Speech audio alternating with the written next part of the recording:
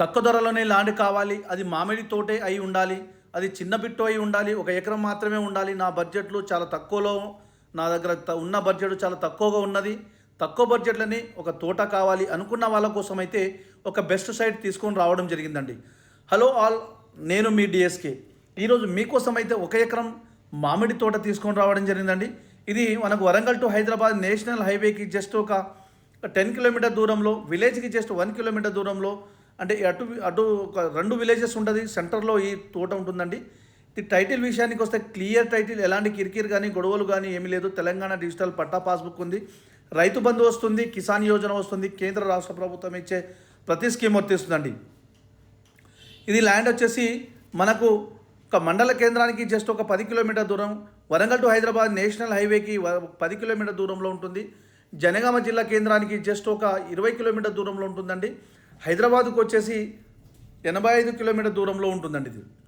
ఇక ల్యాండ్ యొక్క ధర విషయానికి వస్తే కేవలం ఎకరానికి 38 లక్షలు మాత్రమే చెప్తున్నారండి. ఒక తోటకు వచ్చేసి 38 లక్షలు మాత్రమే చెప్తున్నారు. ఇది నెగోషియబుల్ ఉంటుంది, ఫైనల్ రేట్ అయితే ఏమీ కాదండి. ఇందులో మొత్తం మామిడి తోట ఉంది, కాకపోతే ఇందులో బోర్ అయితే ప్రజెంట్ లేదు, బోర్ రైతు ఉంచుకున్నారు. చుట్టూ బౌండరీస్ ఫిక్స్ చేసి కడిలు పెట్టేశారండి. ఇందులో చూడండి, మనకు చుట్టూ వైట్గా కనిపించేదంతా కడిలు, ఇదంతా చెట్లు అండి. మనకు ఫ్రెండ్స్, మీకు ఈ తోట యొక్క ఫుల్ ఇన్ఫర్మేషన్ కావాలి అనుకుంటే స్క్రీన్ పైన ఉన్న నంబర్కి కాల్ చేస్తే నేను ఫుల్ ఇన్ఫర్మేషన్ ఇస్తాను. అదేవిధంగా మీ ఫ్రెండ్స్ కూడా చేరే విధంగా షేర్ చేయండి, లైక్ చేయండి, సబ్స్క్రైబ్ చేయండి.